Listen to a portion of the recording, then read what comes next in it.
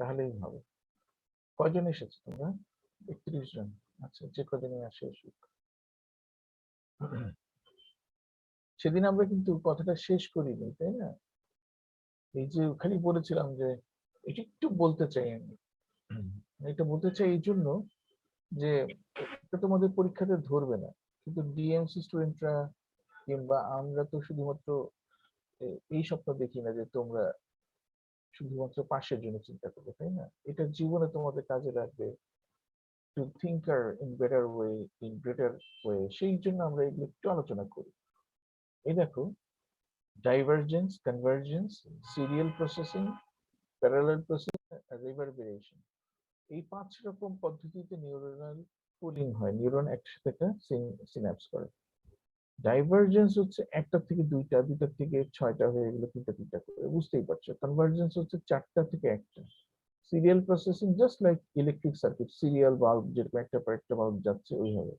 Are parallel processing এর কে বলা হয় parallel after burst, after discharge এটাও বলা হয়। শুধু প্যারালাল বলে না, একে প্যারালাল আফটার ডিসচার্জ বলা হয়, আর রিভারবেরেশন বলা হয়। এখন একটা থেকে একটা দেখো, যে আমরা একটা মজার ব্যাপার দেখি, তোমরা বুঝবে আরো পরে, যে একটা নিউরন সেরিব্রাল কর্টেক্সে সে 100-র মতো নিউরনকে স্টিমুলেট করতে পারে স্পাইনাল কর্ডে। 100 নিউরন অলমোস্ট 10,000-এর মতো পারে হচ্ছে নার্ভ ফাইবার, মাসল ফাইবারকে স্টিমুলেট করতে। তাহলে আলটিমেটলি কি হলো, 1 into 10,000 টাইমস বেড়ে গেল এটার ক্ষমতাটা, 10,000 গুণ বেড়ে গেল। একটা নিউরন শেষমেশ কি করলো আলটিমেটলি ইট ইজ, ও আচ্ছা বাংলায় বলে ফেলছি, অনেকে তো আবার ইংরেজিতে আছে আমাদের স্টুডেন্টরা। So one neuron is actually controlling almost 10,000 nerve fibers at the end. This is called divergence. And what is convergence? See, when you think of a situation you had fell into, that is memory, you can recall the memory from different perspectives. Say, for example, you're taking a scoop of ice cream, and you can remember. Your sound কিছুটা লো আছে sir. কিছুটা লো, এখন এখন এখন sir এখন ঠিক আছে sir. আচ্ছা ঠিক আছে, আমি হাতে তুলে তুলে বলছি। যেটা ধরো যে you are actually, you have taken a scoop of ice cream in your hand. You can have a pleasant memory, yes, I'm going to have it and I'll be having a good taste. From what are the modalities that are helping you? Smell, the good smell of vanilla ice cream. Sight. Next, your perception, proprioception, that is you are holding the scoop. And finally, your previous memory. All are joining together to make a pleasant memory. So this is called convergence. Serial processing is very simple. One neuron is acting as the afferent for the next one, and this one is acting as the efferent, as I have shown you. So this is called serial processing. And reverberation, I'm coming to the parallel processing a bit later. Reverberation is something in the oscillatory. This is an oscillatory. Wherever there are oscillatory circuits, where are the oscillatory circuits? Can you tell me? Have you studied physiology of the respiratory system? Have you studied it? Physiology of respiratory system? Yes, of course. Yes, sir. So there are some circuits, the inspiration and expiration circuits, right? Pneumotaxic center. These centers acts as a auto cut-off mechanism. This is called the reverberation process. Oscillating mechanism where repeated inspiration and expiration are going on. This is called reverberation circuit. And parallel processing circuit is something different. Whenever you do a mathematical work, sometimes you are thinking, how will I solve it? Suddenly you get the eureka moment, right? Suddenly you get the answer. Oh, I should do this math. Yeah, this is the way I should do. How it happens? See, this neuron has stimulated the 3 neurons at the same time. These neurons in the serial process has stimulated I mean, they are parallel to each other, but actually this is in serial, right? So there are three serials processing happening, and they are stimulating the third generation of the neuron. But what about the fourth generation? The fourth generation neurons are not the same. See, this one is stimulating this one, and this one is stimulating this one. Whereas this one is directly stimulating this one. Again, this one could be through yet another neuron have reached it. That means these three neurons doesn't reach the target neuron at the same time. But whenever they reach, they make a sudden outburst, and that is called parallel after after discharge processing or after discharge serial circuit. This actually works in mathematical processing, not in other ways. But analytical and mathematical processing, suddenly we get the answer. We're thinking, but suddenly we get the answer. That is the way. This is the way. This is called parallel processing or parallel after discharge processing. Okay, just to have an idea that neurons doesn't work in the same way. Some works in divergence, some works in convergence, some work in serial processing, some work in parallel after discharge processing, and some work in reverberation. Just to know, it's not that sir divergence আরেকবার বলা যাবে please? divergence. Oh, that's a fine. One pyramidal cell in the cerebral cortex stimulates up to hundreds of neurons in the spinal cord. And these hundreds of neurons in the spinal cords stimulate thousands of or 10,000s of up to 10,000s of nerve fibers in the muscle and muscle fibers in the muscle. So ultimately, what is happening? One single neuron is controlling up to 10,000 or so muscle fibers. That's why this is called divergence, right? বুঝেছো এবার? Diverge হয়ে যাচ্ছে একই সাথে। হ্যাঁ, সেটাই। আচ্ছা, এইখান থেকে আমরা এখন বের হয়ে যাবো, কারণ আমরা আমাদের আজকের ক্লাসে চলে আসবো। এটা জাস্ট হচ্ছিল, it was just a class of the previous days. I want to share you, I wanted to share, that's all. এখন let us come to the next one, যেটা আমরা বলতে চাই এত কথা আজকে, যেটা সেটা হচ্ছে this one. আমরা এই পর্যন্ত we have discussed this part.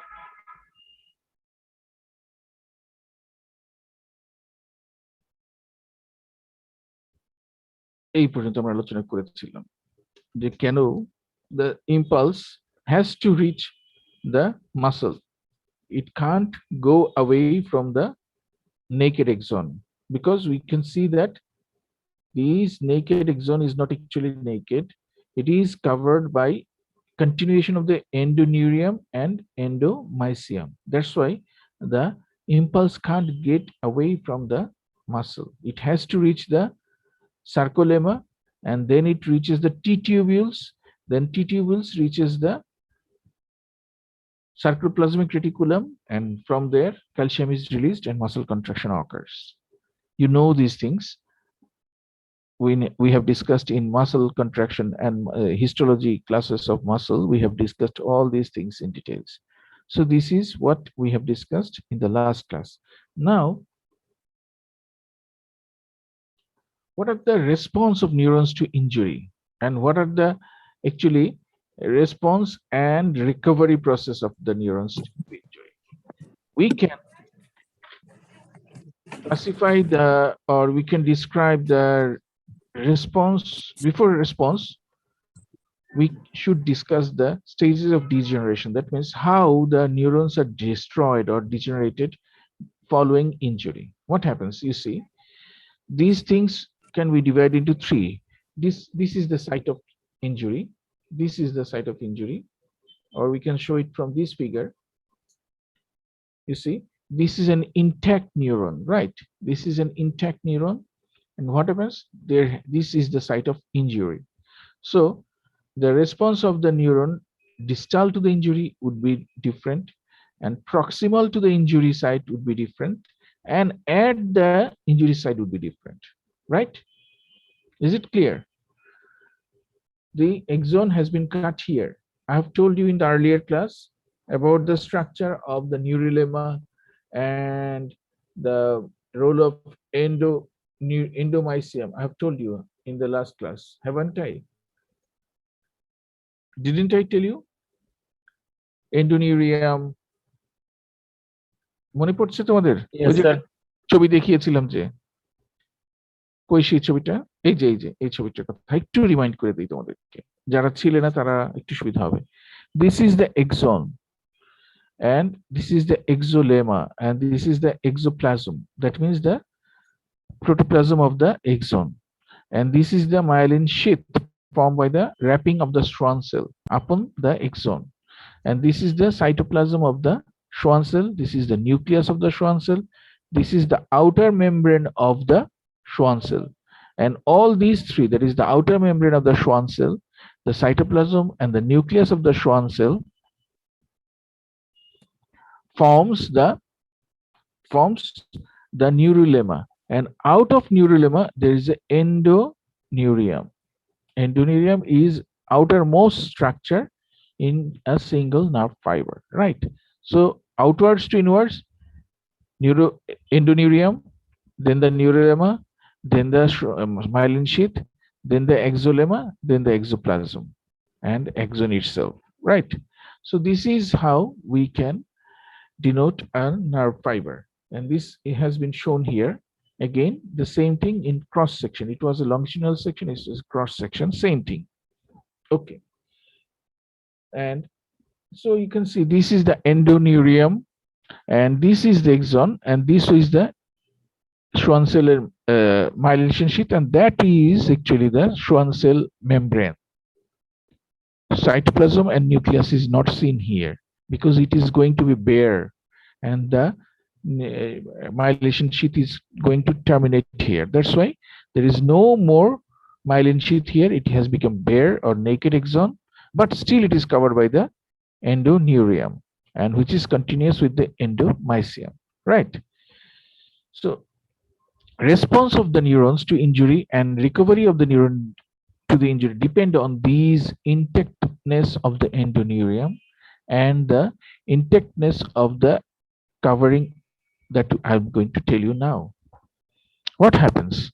See, this is an intact neuron without any damage to it, but here this neuron has been damaged, and this damage has made it into three parts. One is distal to the damage or injury, at the site of injury, and proximal to the injury, including the cell body. This is the response of a neuron to the axon. But it can happen that the neuron itself, cell body itself, can be damaged without any damage to the axon. In that also, the neuron can die and be replaced by, if it is in the central nervous system, if it is replaced by astrocytes, if it is in the central nervous system, peripheral nervous system, it is replaced by fibroblasts. But it can be replaced and it can die even if the neuron cell body is damaged and there is the intact axon is there, still it can die. And that is one response. And this one we are telling about is the injury to the axon itself. So what happens distal to the axon? This is called Wallerian or anterograde degeneration. This is very common. It's very much common asked what is Wallerian degeneration and what is retrograde degeneration. This is called antegrade because it is following the way. What happens? First of all, the axon breaks up. Exoplasm actually breaks up into membrane bound bodies. You see the axon is breaking up, and the Schwann cells which are then surrounding it, the Schwann cells are proliferating, and they have taken up these myelin and the what is called the myelin sheath also, as it is fatty in nature, it also breaks up and forms small vacuoles, fat vacuoles that are actually taken up by the Schwann cell and discharged. And the number of Schwann cell increases. Still, you can see the number of Schwann cells are increasing. These cells are actually taking place of the destroyed cell, and now we can see there is no more of the axon. right? And this altogether is called Wallerian degeneration. And what happens as the, there is a two-way communication and two-way dependency. Not only that neuron stimulates the target organ like the muscle or the gland, also the integrity of the neuron is dependent on the attachment of the terminal bulbs or terminal ends of the axon to the muscles or target organs. This is called trophic relation, TROPHIC, trophic relationship. That means if the axon is damaged, it will not be able more no more be able to get the trophic stimulation from the muscle, and there will be damage and destruction of the whole structure. This is called trophic effect, that is nutritional effect. So not only that neuron is actually stimulating the muscles are also actually keeping the neurons alive. So this trophic relationship is destroyed. And what happens then, that this is the situation in the distal part, and proximal part, in the proximal part you can see same degeneration in the axon goes in proximally, but only in one node, proximal one node, not the whole. You see, this one was damaged. That's why the next to it, proximal to it, only one node has been destroyed and followed the same procedure, but not the rest. They remain intact. But what happens in the cell body? There are some changes in the cell body. You can see this is a normal neuron and this is the chromatolysis. That means you have known that missile substances are the stacks of smooth RNAs, smooth endoplasmic reticulums containing rRNAs. So these is stacked of a missile substances are dispersed, widely dispersed, and as if they have been disappeared and they are no more present, but actually they are present, but though they are not arranged in stacks, they disperse and they are not seen. This is called chromatolysis. And the nucleus is pushed to the periphery and there is edema of the neuron cell body. That's why it becomes swollen. You can see the neuron size has increased and it has become rounded. And even if it is a severe injury like this one, eventually the neuron will die. But if it is not a severe injury, if there is recovery, then it again takes up the same shape. That means the missile substances again stack and become visible, and the nucleus takes its central position. Nucleolus becomes more visible, and the things become again normal. But if the injury is very severe, that in that case it will be dead and then be replaced by astrocytes in the central nervous system and fibroblast, neighboring fibroblast in the peripheral nervous system. And there is one thing you must remember, or we must remember, that the more closer the injury to the cell body, the severe it is. The more closer the injury to the cell body, the severe it is.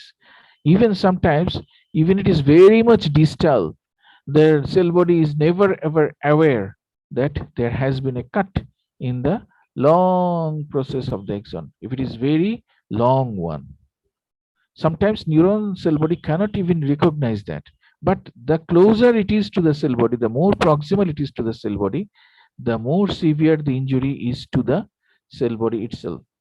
This is also the effect of the neurons and the interplay of the neurons, axon and cell body. Okay, so this is in short about the what happens in the site, at the site of the injury. There happens, if the neurolemma is intact, that is a very good thing, and there is every chance that there will be regeneration. Neurolemma and Schwann cells may act as a guide, and there is every chance there will be regeneration. And there are some factors, of course, but there is chance. But if there is cut is very severe and the neurolemma is also cut and the distal fragment is very far away, I'm telling you all the factors, and the surrounding muscles have entered into the gap between, or not have been cut this completely, but there is a huge gap, more than 3 millimeter gap, then it is very tough for the proximal axon to regenerate and re-establish its functionality. Is it clear? So there are some factors. I'm now telling what are the factors. Intactness of the neurolemma is the first one. If the neurolemma is intact, there is the chance of recovery is more. The gap between, is it partially cut or fully cut? It is fully cut, then chance of recovery is less. Partially cut, chance of recovery is more. Then whether there is gap, and if the gap is there, whether it is more than 3 millimeter, then the chance of recovery is very less. Next, whether it is a mixed nerve or purely sensory or motor nerve, that is also one factor. Why? Because you see, if it is a mixed nerve, there are some sensory fibers in it, some motor fibers in it. So even if the anatomical continuation is being established, still it might be that the sensory fibers has entered into the motor has joined the motor fibers, and motor fibers has joined the sensory fibers wrongly, and in that case the functionality will not be established. So the the mixed nerves has the less chance of full recovery than the pure sensory or pure motor nerves. Next, whether there is infection. If there is infection, there is very poor chance of recovery. So these are the factors. It ashte pare. It may appear in the exam, or you have to know as a neuro student of neurology what are the factors that maintains the chance of recovery. Now, what happens during the recovery stage? First of all, the body has to recover. As I've shown you, the body has to recover from the chromatolysis state again back to the normal, right? This is the first thing to happen. Same, you see, the cell body has again regained the nasal substances. Nasal bodies has reappeared. There were the nasal bodies here, no nasal bodies here, here, here, but again it has reappeared. It has to, or else there is a huge need of proteins. So if the nasal bodies are not forming, they will not be able to form the proteins, and the supply of proteins will not be there, and this will not be functioning. So appearance and the re-establishment of the cell body is very first and foremost thing to happen during the regeneration stage. Next, the Schwann cells are in, as I've told you, there is a huge proliferation of the Schwann cells at the cut site. It is filled up by a huge number of Schwann cells, and these Schwann cells actually acts as guide, and the neurolemma itself acts as guide for these proliferating axon to have some sprouts. They have made some sprouts. One of the sprout will actually enter into the trough of its original course, and the others will be destroyed. So one will enter into the original course, and then there will be re-establishment of the distal end with the target tissue. Usually it takes 1 week for complete loss of functionality of a neuron, but to recover the functionality, it is matter of months, not week. At least 1 month or more, even sometimes 5 or 6 months are required for full recovery. That's why you see sometimes physiotherapists go on continue the physiotherapy for months after months, and eventually there is recovery of the functionality. So in short, this is about the uh, response to injury and recovery process of the neurons, right? Is there any question? There's so many things. There are so many things. I have told you there is a very common question. I mean, it's not that common, but very interesting question is Frey's syndrome. Frey's syndrome, where actually happens that if the parotid gland is damaged by some sort of stab injury or a penetrating injury, what happens that there are auriculotemporal nerves and great auricular nerves. Auriculotemporal nerve supplies the parotid gland, and great auricular nerve supplies the sweat glands in the skin. So inadvertently or wrongly, there is stab injury, the auriculotemporal nerves fibers enters into the great auricular nerves, and what happens, instead of uh, salivation, when someone chews it, he or she starts to show up beads of sweat on the face, like the crocodile's tear. This is called crocodile's tear. You know crocodile, when he tries to eat something, tears come out. So as if he or it is the crocodile is crying, taking the meal. Say for example, he has taken a prey and it is taken by the crocodile, it is eating it, at the same time the tears come out. That's why it is called crocodile's tear. Fraze syndrome is similarly, there is wrong connection between the auriculotemporal nerve and great auricular nerve. That's why instead of salivation, they have start swearing. This is called Fraze syndrome. Sir, Hey. sir, is it because during regeneration, the auricular temporal nerve mixes up with the great auricular nerve? That is হ্যাঁ, the reason. regeneration সময়, during the regeneration process, wrongly they have connected to each other. Say for example, this fiber is the fiber of the auricular temporal nerve, but this part is the part of the great auricular nerve. So the fiber of the axon of the auricular temporal nerve has entered into the trough of the great auricular nerve. In that case, this will happen. বুঝছো জিনিসটা কিন্তু খুব মজার। Yes, sir. এটা খুব মজার জিনিস, কিন্তু এটা হতে পারে, হয়ও। আচ্ছা, ঠিক আছে, ফাইন। এখন let us come to one more thing that is very important, receptor. আচ্ছা, can you tell me, all of you have the experience that we are largely unaware of our clothings, right? Other than when we put it on and put it off. Why? Can anyone explain? Say for example, we all are wearing some clothings, but we are not always aware of that. But when we put the clothing on or off, then that time we feel it. Why? So temperature difference এর জন্য নাকি? Okay, fine, এটা একটা ভালো idea, but think with this receptor. সেরেবেলামে মানে সেরেবেলাম পর্যন্ত পৌঁছায়, কিন্তু মোটর কর্ট মানে সেন্সরি কর্টেক্স পৌঁছায় না। আচ্ছা আচ্ছা, অনেক গভীরে চলে গেছে। You have entered into deep thinkings, but it is very simple and related to receptors. I'm telling it that. Before that, what is receptor? Receptors are specialized nerve endings responsible for reception of various stimuli and converting them to nerve impulses. That means they will take up various stimulus and they will convert them to nerve impulse. That is their two properties, reception and conversion. Most of the students complete the answer here, but end up the answer here. Receptors are specialized nerve ending responsible for reception of various stimuli. That's all. No. What is the use of reception of a various stimuli if I can't convert it to nerve impulse? So receptors also convert them into nerve impulses that would be propagated to next, and eventually the work would be done. So it must be completed here, not here. Okay. Now let us classify the receptors. Classification of receptors can be done according to the relation of receptor cells and primary sense neurons. This is interesting, very interesting. Neuroepithelial receptors, epithelial receptors, and neuronal receptors.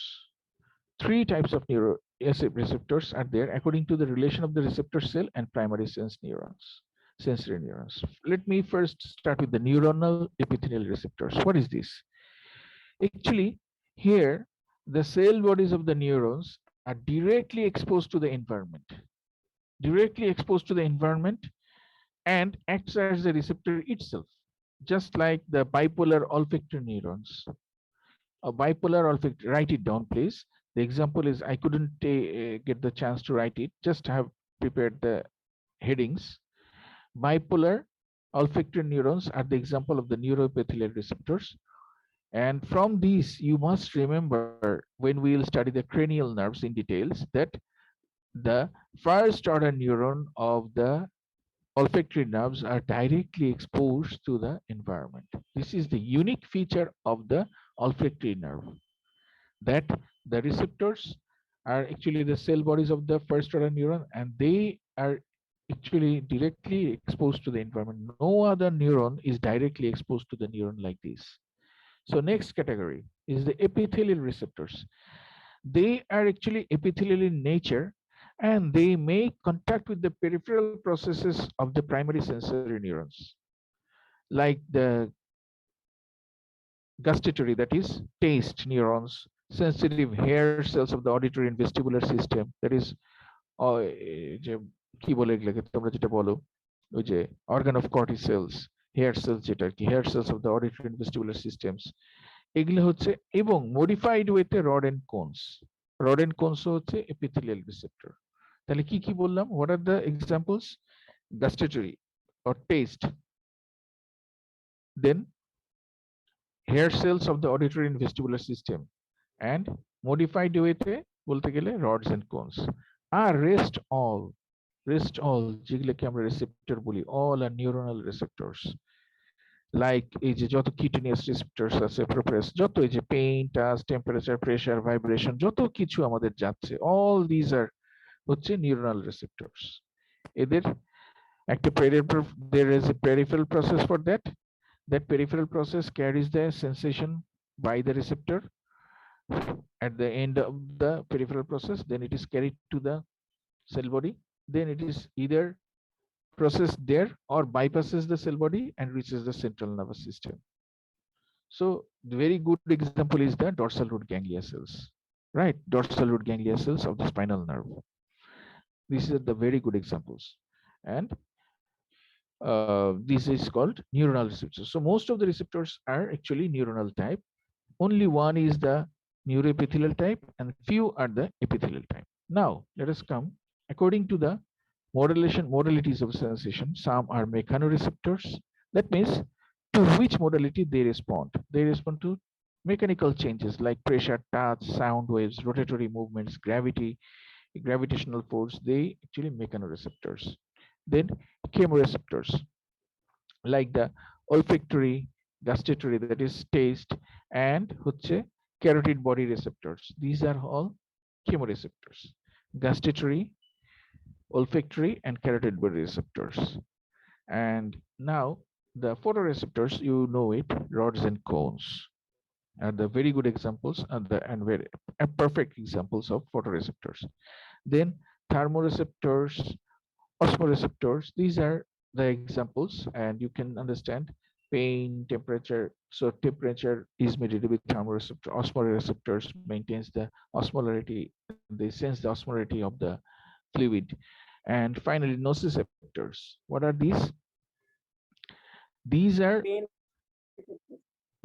right, very good, unpleasant sensation of pains. They are related to pain sensations. So according to modality of sensations, they are mechanoreceptors, chemoreceptors, photoreceptors, thermoreceptors, osmoreceptors, and nociceptors. According to location of the stimuli to the environment. Now it is again three types. One is exteroceptor, one is interoceptor, one is proprioceptor. What are these things? Exteroceptors are those which respond to external stimuli, right? Very in simple way. And there is again two types: general exteroceptors and special exteroceptors. General exteroceptors are those for pain, touch, pressure, temperature. These are called pain, touch, temperature. These are called general exteroceptors. And special exteroceptors are those olfactory, visual, acoustic, and gustatory receptors. These are special exteroceptors. That means they also respond to external stimuli like smell, like vision, like hearing, like taste. These are spatial exteroceptors. And general exteroceptors are what? Pain, touch, temperature. Hey, these are the temperature. These are the general exteroceptors.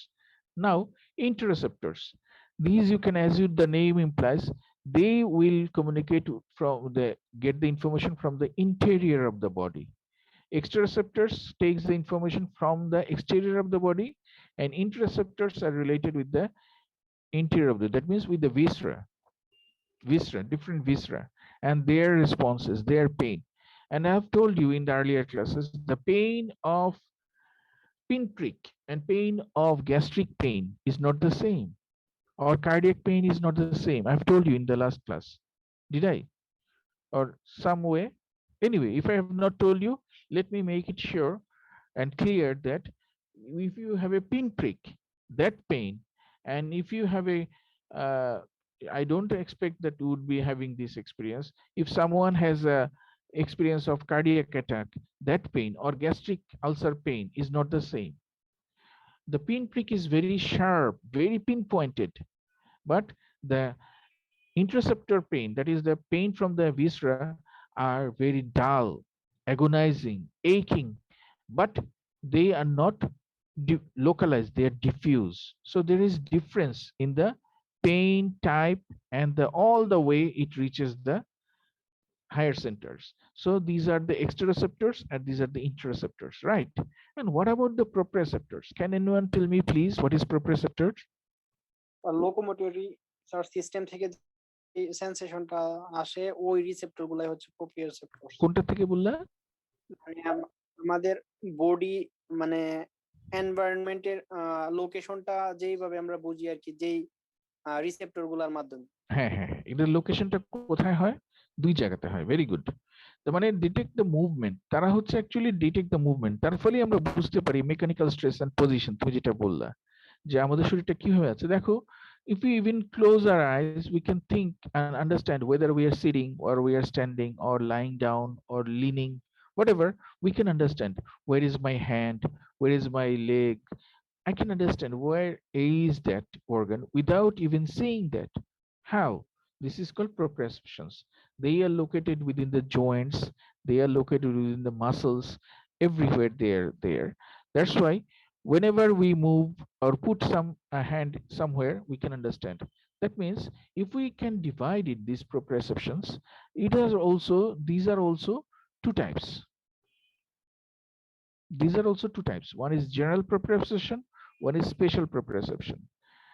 General proprioception are those which are located in the tendons, neuromuscular spindles, and Pacinian corpuscles of the joints. That means I'll be telling you these are present in the joints. Pacinian corpuscle, you will be knowing it a bit later.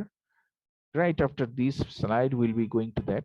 So Pacinian corpuscle is one receptor that is present in the joint as well, and also the neuromuscular junctions, neuromuscular spindles, neurotendinous organs. That means present in the neuron, sorry, in the tendon, in the joint, in the muscle.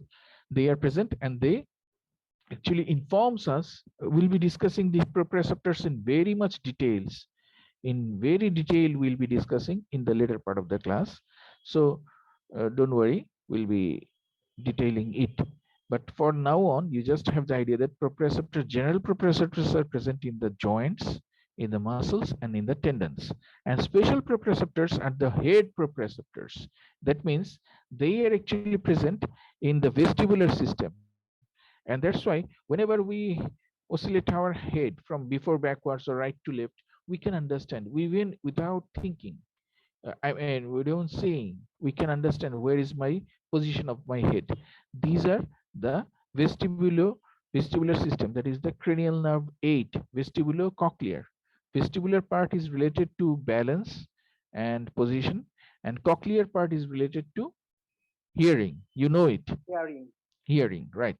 So that proprioception is also proprioception because it is informing us about the movement, informing us about the position, and but that is actually special proprioception, right?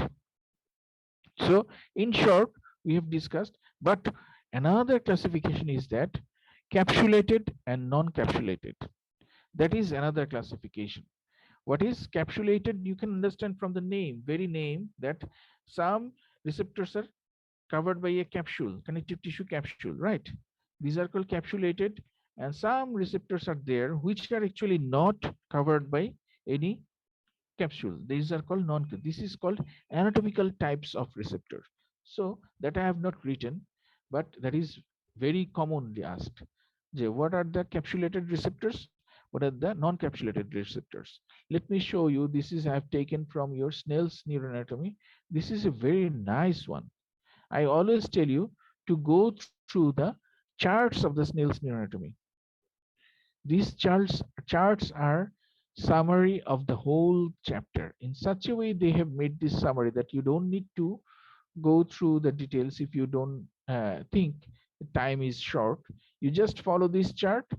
The limited time, within limited time, you get the essence of the whole chapter. See, these are the non-encapsulated receptors: free nerve endings, Merkel's discs, hair follicle receptors. And encapsulated are one: Meissner's corpuscle, Pacinian corpuscles, Raffin's ending, neuromuscular junction, and neurotendinous spindles. Neuromuscular spindles and neurotendinous spindles. So now you can understand there are three types of non-encapsulated free nerve endings: Merkel disc and hair follicle receptors, and five types or six types of the encapsulated: Meissner's, Pacinian, Raffin's, five types actually: neuromuscular spindle and neurotendinous spindle. So let us see these things. Then I'll be coming back to this chapter again, chart again. Let us just see these things. These are from, see, this one is the free nerve ending. This one is the free nerve ending. And as the name implies, it actually freely reaches the, this is the epidermis and this is the dermis, dermoepidermal junction. It reaches the free dermoepidermal junction. And this is a lot of things to tell how it reaches. They are actually dermal plexus, subdermal plexus, then subepidermal plexus. I don't know I think it's not important to know these things all in details at this level, but let us think that finally they are the non-encapsulated receptors that reaches the dermoepidermal junction, and from there what they will do I'll be telling you just to see. Next one is this one, is the Merkel disc. Merkel disc, these are also present in the skin, and this is a low magnification one, and this one is a cut section to show that it's a disc-like structure. This is called Merkel disc. I'll be telling it in details just to show you now.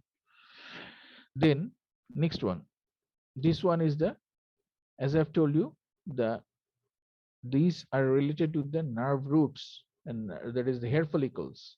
These are called nerve endings around the hair follicle. This is a hair follicle, and this is the skin, you know, I have drawn it, and this wraps the hair follicle roots, and this is the, actually what we call hair is this one, but most of the part of the functional part of the hair is in the dermis part, and it has got a bulb and everything, you know, and it is surrounded by the free nerve plexus around the hair follicle. This is also a non-encapsulated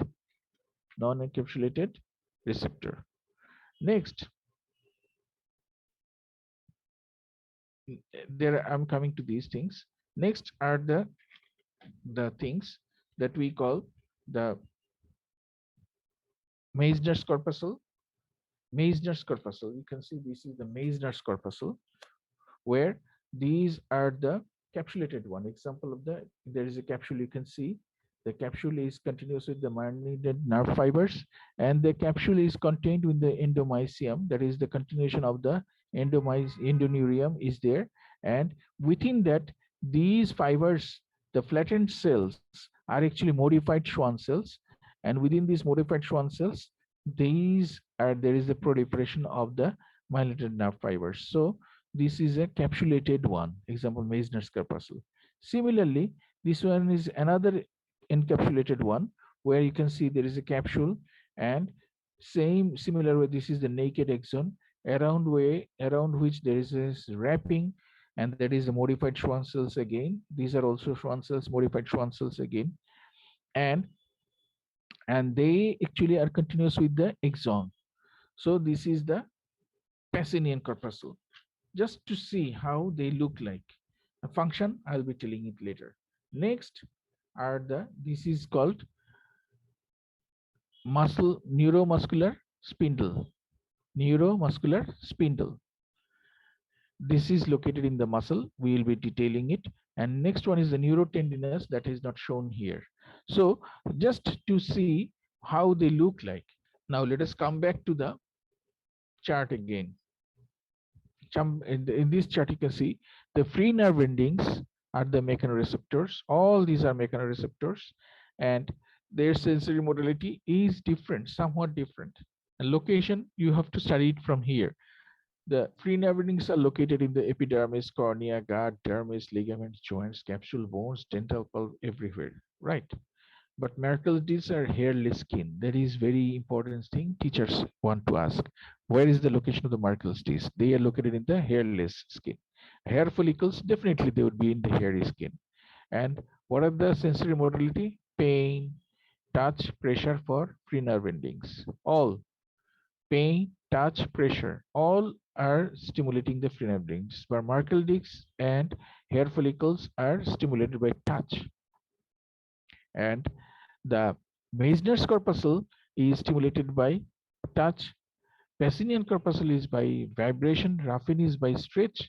Neuromuscular tendon and neuromuscular spindle are by stretch, but there is difference in the stretch. This is the neuromuscular spindles are stimulated by stretch in the muscle length, and neurotendinous organ are stimulated by muscle tension.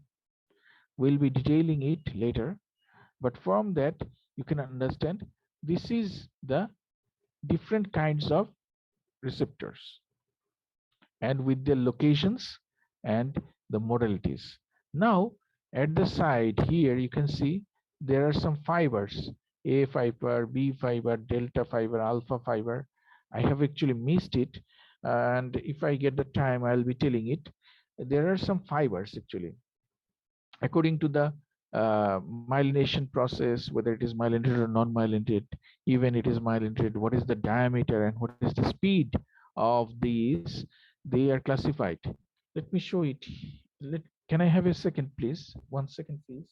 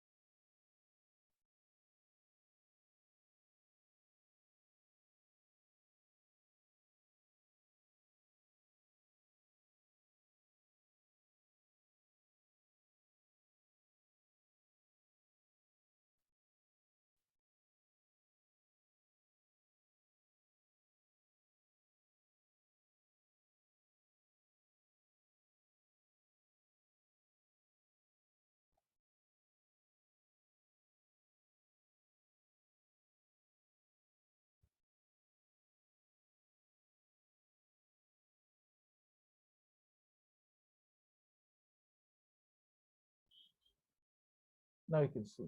Can you see it? Hello, can you see Yes, this? sir. Yes, sir. Sir, Yeah, these are the A fibers, B fibers, and C fibers. Out of them, the C fibers, you can see A fibers and B fibers, they are myelinated. Myelination is there, but C fibers are not myelinated. From the chart, you can see the C fibers are not myelinated, but A and B are myelinated. Next, they are very much susceptible to the alpha. A fibers are again divided into alpha, beta, gamma, and delta fibers. And alpha, beta, gamma, delta fibers, out of them, the least sensitive to local anesthetic is the alpha. And the most sensitive to local anesthetic is the C fibers. From this chart, you can also see. Next, you can see these B fibers are actually related to preganglionic autonomic, and these are related to mainly to the also to the postganglionic autonomic C fibers. And pain, diffuse deep pain, that means these are from viscera.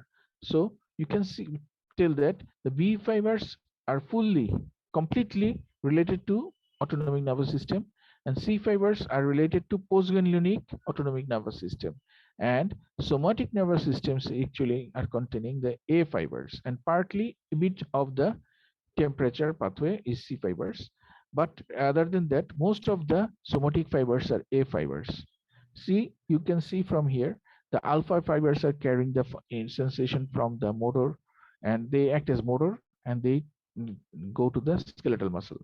Beta fibers are sensory. They take up the touch, pressure, and vibration sensation. Gamma motor, they are also motor, and they are related to muscle spindles. Delta fibers are sensory, and they are related to sharp localized pain, temperature, and touch. Which is contra to the C fibers. Delta fibers are related to sharp localized pain, and C fibers are related to very diffuse deep pain.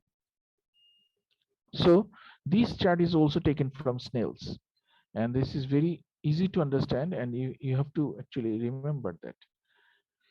So is it clear now that there are different kind of fibers? And হ্যাঁ আচ্ছা, এটা আমি বলেছিলাম সকালে, what is the difference between a tract and কি বলেছিলেন? আমি তাহলে ওই ঘরে চলে যাই। হ্যাঁ, what is the difference between tract and nerve, peripheral nerve? Collection of nerve fibers. হ্যাঁ, collection of nerve fibers within the sir tract Within the CNS এর ভেতরে থাকে নার্ভ ফাইবার ট্র্যাক্ট হচ্ছে সিএনএস এর পার্ট, আর স্যার পেরিফেরাল এর part হচ্ছে sir nerve fibres. very good, very good. The within the collection of nerve fibers within the central nervous system is called tract, and within the peripheral nervous system, same thing, such as radial nerve, ulnar nerve. What are these? Actually, these are the axons. Axons, not the dendrites are here, right? Because the cell body is located within the central nervous system, and it has come out. That's why this whole thing is actually the axon. So collection of nerve fibers within the central nervous system are called tracts, and collection of nerve fibers outside the central nervous system, that is within the peripheral nervous system, are called peripheral nerves, named nerves, right? Okay, let us go back to the slide again. So we have discussed this chart, and at the same time we have also discussed about the in details about the A beta, what does it, now you can understand what is A beta, A delta, C, you can understand it now, right? So these two things, there are two things matched and incorporated in one chart here. The previous one and this one has the non-encapsulated and encapsulated receptors. Now we have to know what are the, we have to actually, this is disturbing, what are the joint receptors? The joint receptors, that is the your screen sharing, এটা কিভাবে বন্ধ করা যায়, এটা কিভাবে minimise করা যায় জানো? এই যে একটা কথা বারবার উঠতে থাকে, ইউর স্ক্রিন শেয়ারিং, এই স্টার্ট ভিডিও, এটা সেটা একটা যে উঠতে থাকে, এটা কেমন করে এটাকে মিনিমাইজ করা যায় জানো কেউ? এটা সারাক্ষণ উঠানামা করতে থাকে, তো ক্লাসের মধ্যে ডিস্টার্ব করে খালি। এনিওয়ে, আমরা যদি এখন এইটা, কিন্তু স্যাররা খুব পছন্দ করে জিজ্ঞেস করে, যে বিশেষ করে যারা একটু ভালো করতে চাও তারা এটা জানতে হবে জয়েন্ট রিসেপ্টর কি কি আছে। লিখে নাও এটা, প্যাসিনিয়ান কর্পাসাল একটা জয়েন্ট রিসেপ্টর, আমি আগেই বলেছিলাম, I have told it earlier. তারপর হচ্ছে ফ্রি নার্ভ এন্ডিংস, তারপর হচ্ছে নিউরোমাস্কুলার স্পিন্ডল, নিউরোটেন্ডিনাস স্পিন্ডল, এই চারটা হচ্ছে জয়েন্ট রিসেপ্টর। আর কিউটেনিয়াস রিসেপ্টর কি কি আছে? মার্কেলস ডিস্ক, তারপরে মেজনার্স ডিস্ক, রাফিনিস কর্পাসাল, এগুলো হচ্ছে গিয়ে ফ্রি নার্ভ এন্ডিং, এই কিউটেনিয়াস রিসেপ্টর। আর ফ্রি নার্ভ এন্ডিং দুই জায়গাতে কিন্তু কমন, দেখো ফ্রি নার্ভ এন্ডিং তো এখানেও আছে, এখানেও আছে, তার মানে এটা জয়েন্ট রিসেপ্টর হিসেবে কাজ করে, cutaneous receptor both in both the places. They are present within the joint and also within the cutaneous skin. But Pacinian corpuscle, neuromuscular spindle, and neurotendinous spindles are solely present in the joints, and Merkel's disc, Meissner's disc, and Raffinis corpuscles are present in the kidneys as the kidneys receptors along with the prenerve endings.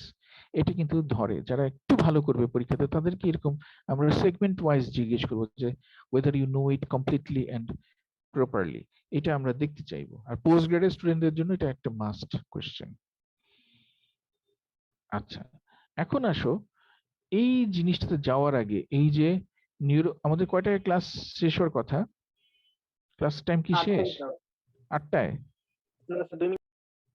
2 minute আছে না? তাহলে 2 minute থাকলে আমি আজকে এইটা বলবো না, আমি আরেকটা জিনিস বলবো।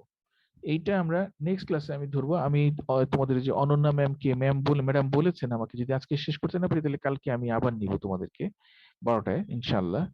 তাহলে একটু একটা জিনিস আমি তোমাদেরকে বলি, এই যে এগুলা বোঝার জন্য আমাদের যে একটু যেটা বলছিলাম যে ওই যে নিউরোমাসকুলার স্পিন্ডল, নিউরোটেন্ডিনাস স্পিন্ডল, এগুলা বোঝার জন্য আমাদেরকে অ্যাকচুয়ালি মোটর সিস্টেম সম্পর্কে একটু ধারণা নিতে হবে। মোটর সিস্টেমটা আমি একটুখানি বলি, যদিও এটা তোমাদের এখন একটু অ্যাডভান্সড হয়ে যাচ্ছে, it is becoming advanced for you still. Motor সিস্টেমে থাকে হচ্ছে সেরিব্রাল কর্টেক্স, তারপরে হচ্ছে ট্র্যাক্টস, ওই যে বললাম collection of fibers within the central nervous system. এটাকে corticonuclear and corticospinal tracts, basal ganglia, cerebellum and extrapyramidal system, এই সবকিছু মিলে মোটর সিস্টেমটা তৈরি হয়। আমরা এগুলো অনেক ডিটেইলস আলোচনা করব, এখন জাস্ট তোমাদেরকে বোঝানোর জন্য। এই দেখো একটা নিউরন, এই যে এটা cerebral cortex থেকে ফার্স্ট অর্ডার নিউরন, আমি তোমাদেরকে বলেছিলাম যে 3 neurons are at least needed from to reach an order from the cerebral cortex to the muscle. 3টা নিউরন লাগে, at least 3টা। আবার একটা ইনফরমেশন, একটা pain, touch, temperature, that to reach the cerebral cortex at least 3 neurons are needed. আমি এটা প্রথম দিনই তোমাদেরকে বলেছিলাম, মনে আছে তো? যে 3টা নিউরন লাগে কমপক্ষে একটা অর্ডার সেরিব্রাল কর্টেক্স থেকে মাসল পর্যন্ত বা টার্গেট অর্গানে পৌঁছতে। এটাকে বলে motor neurons. First order, second অর্ডারটা খুব ছোট্ট, থার্ড অর্ডার। এই দেখো ফার্স্ট অর্ডার, সেকেন্ড অর্ডারটা খুব ছোট্ট, থার্ড অর্ডার। তাহলে first order from where two where? From the cerebral cortex pyramidal cells is the first cell body, pyramidal tract as the tract আকারে এটা নেমে আসলো, এসে it ends up in the spinal cord. You know it, the spinal cord gray matter is located centrally and peripherally is the white matter, whereas the central in the cerebrum and cerebellum the gray matter is located outside and white matter is inside. এটা তোমরা তো জানো তাই না, তোমরা ইন্টারমিডিয়েটে পড়ে এসেছো, তবু আমি আবার বলি, in the cerebrum and cerebellum the gray matter is located outside and the white matter is located inside, whereas in the spinal cord, middle of longata, pons, midbrain, that is within the brainstem and spinal cord, the gray matter is located inside and white matter is located outside. We are not going to talk about the midbrain, pons and middle of longata. We are just now going from the cerebral cortex. The first order neuron goes to the opposite side at the middle of longata's pyramid and goes to the opposite side and reaches the spinal cord's anterior horn. This is the anterior horn of the spinal cord and this is the posterior horn of the spinal cord. That is, the gray matter of the spinal cord is not organized, disorganized. It's very much finely organized. It makes a anterior horn and a posterior horn. H-shaped structure is this one. And this anterior horn is motor and the posterior horn is sensory. So these first order neuron of the tract, that is the pyramidal tract, is going from the cerebral cortex, then going all the way down the midbrain, pons, middle oblongata, and reaching the pyramid of the middle oblongata, it crosses to the opposite side. And then it goes to the anterior horn cells. And there it synapses with the INN, that is interneuron. This is the upper motor neuron. This one is the upper motor neuron, which goes to all the way to the spinal cord. Then there is a small neuron, all multiples of neuron, up to 200. Interneurons might be 200 neurons there in between. Between the upper and lower, there might be 200 small neurons in a row. That is serial processing, as I've told you. So these interneurons are there. This is all together called second order neurons. Then the third order or final, the lower motor neuron starts from the anterior horn of the spinal cord and goes to the muscle. This is the third order or lower motor neuron. So in short, this is the organization of the pyramidal system.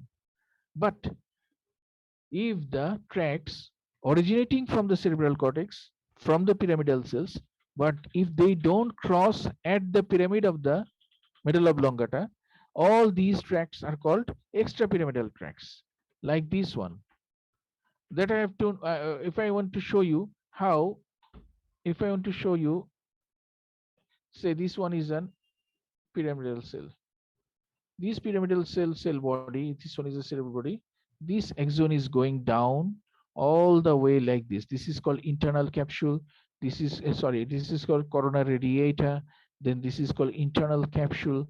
Then midbrain, pons, the medulla oblongata. Then it is crossing to the opposite side. This is how actually it is reaching. That we have shown in the previous picture. Did you understand now? Okay. Now let us come to the extrapyramidal systems or extrapyramidal tracts. What happens that in the extrapyramidal tract, from the motor cortex, there is the red nucleus. This would be a bit tough for you to understand. Red nucleus, tectum, reticular formation. These are a part of the brain. Okay, just for now on, understand that these are the parts of the brain. Have an idea. From there, actually, the tracts goes down to the spinal cord, and name takes it. Then tectospinal, reticulospinal, vestibulospinal, and as the name for red is rubrospinal. So the extrapyramidal tracts doesn't go directly down to the spinal cord, rather they are ending here in these mid subcortical areas. From there the tracts start and the name they take. So motor cortex to the red nucleus, then from the red nucleus to the rubrospinal tract. Rubro means red, red nucleus means red, rubrospinal tract, it reaches the spinal cord. Tectum, from tectum to tectospinal tract, it reaches the spinal cord. Again, in this way. But it is very simplified one. Let's see how it is actually looking like this. This is going to the motor cortex to this globus pallidus, this way, this red nucleus. So motor cortex to red nucleus, then to the spinal cord, rubrospinal. Motor cortex to red nucleus, then red nucleus to spinal cord, rubrospinal. Motor cortex to reticular formation, and it's not coming straight away. In through many ways, it is coming to the reticular formation, then reticulospinal, then in this way. So extrapyramidal tract is not that easy, and they don't decussate. They don't decussate. Extrapyramidal tracts don't decussate at the pyramid of the medulla oblongata. That's why they are called extrapyramidal. Not that they are not originating from the pyramidal cells. All the pyramidal tracts and all the extrapyramidal tracts are actually originating from the pyramidal cells of the cerebral cortex. Mind it. Be clear.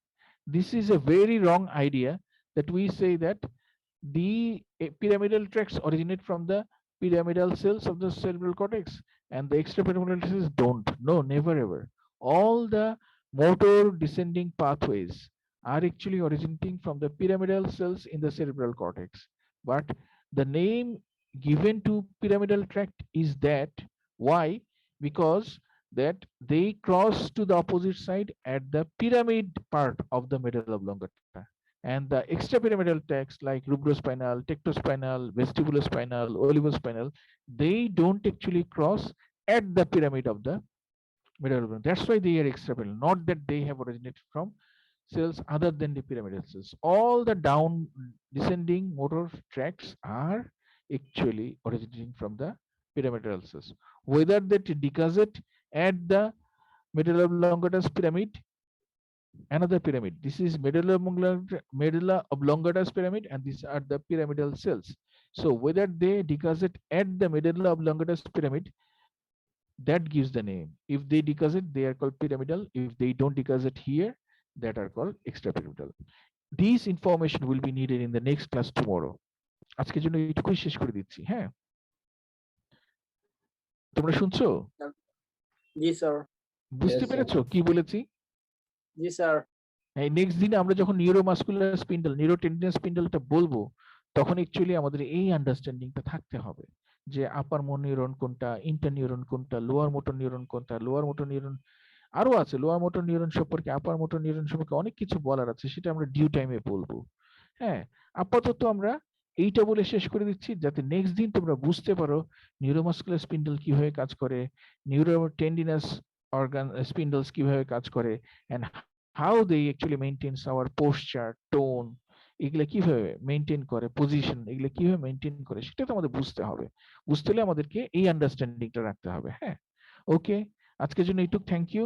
আর আজকে একটু পড়ো, এগুলো একটু পড়ো, এগুলো কিন্তু neuroanatomy এরকম শুনতে মনে হয় গল্পের মতো, একটু পরে ভুলে যাবা যদি না পড়ো।